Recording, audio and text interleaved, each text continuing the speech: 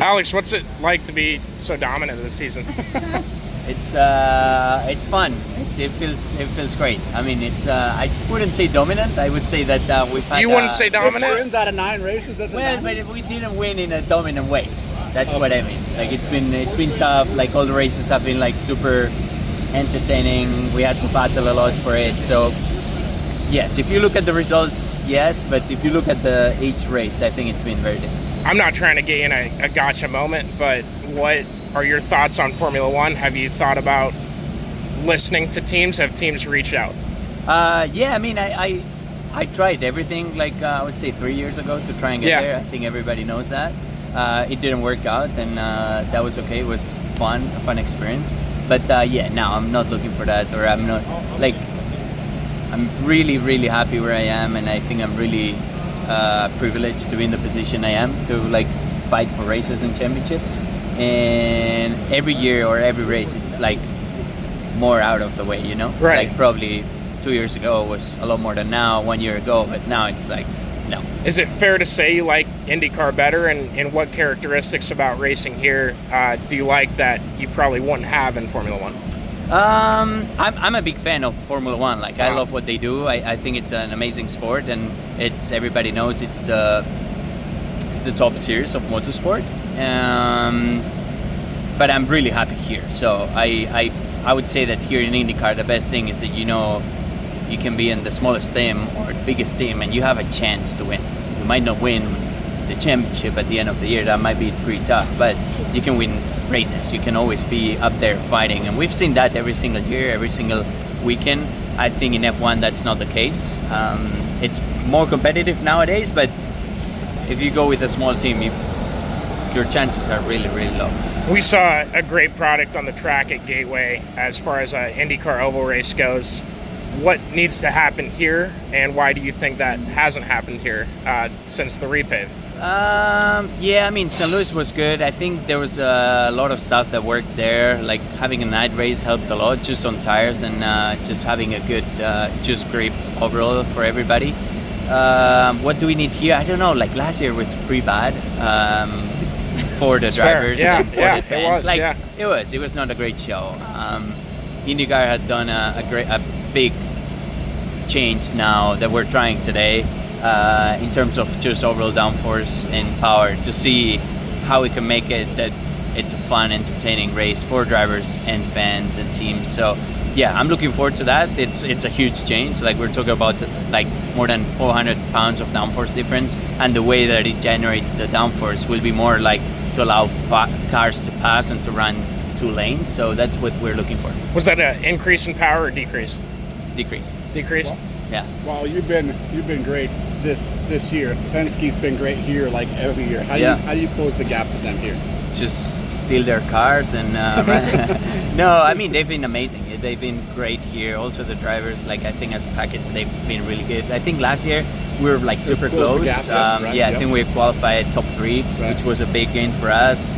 I finished second on race 2, so we're like making a lot of progress. But still, we need to make it. I think they won with 2 different drivers last year, so it's still there, you know. So we think we know what we're looking for, but how fast we're gonna find that, I don't know. How big of a day is this for you and your team? It's huge. It's huge because also Iowa is one of those places that you can take things from Iowa and take it to like Milwaukee, to Nashville a little bit, maybe not as much, but it's stuff that works here normally works at other short ovals.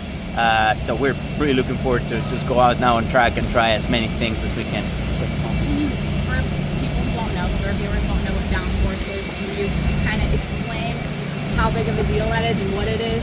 Yeah, so basically downforce is the grip that it's generated by our underwing, our front wing, our rear wing. That's why single-seaters, we have so much more speed in the corners than probably stock cars, just because of the amount of downforce that we generate from the air.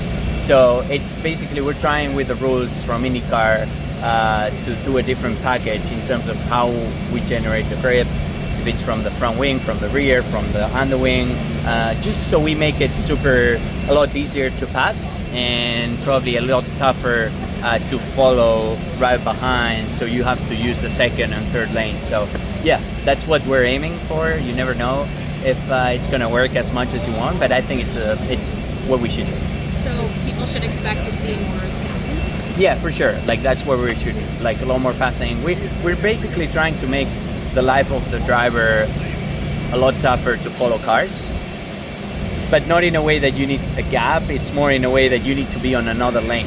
So if we start running that since practice, we're gonna rubber the second and third lane, which by the end of when you go to race, it's gonna be usable, and that's what we all want. Can you talk about what you like here? And actually, no, a different question. What has made you so dominant? It looks like you're having a lot of fun. So what's been different about this season? I think this season everything's been working amazingly for the 10 car. Everybody can see. I had really fast cars every single weekend.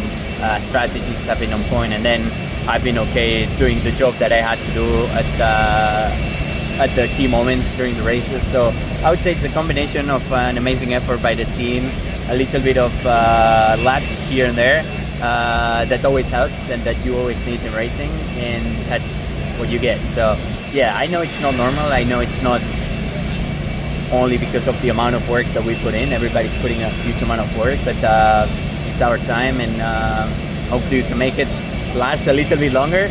But we know it's a magical moment. So Kyle Larson's name gets brought up in the best in the world, Max Verstappen. Where do you see yourself ranking among those names? I don't know, man. I think it's tough to compare drivers from different series. Right. Kyle has done a tremendous job, not only on NASCAR, his third stuff, and IndyCar. Like I would say, he's probably one of the only drivers in the world that can go to like different series and different cars and perform at such a good level that he does. I don't think I would be at his level in NASCAR or in dirt racing, so that probably rates him higher than me. And Max, he was my teammate in go-karts. He was an amazing driver, and he's probably the fastest on a single-seater. So yeah, I don't know where I stand, but for sure not at those levels. Hopefully one day. But yeah, what Kyle is able to do with different cars and different series is pretty impressive.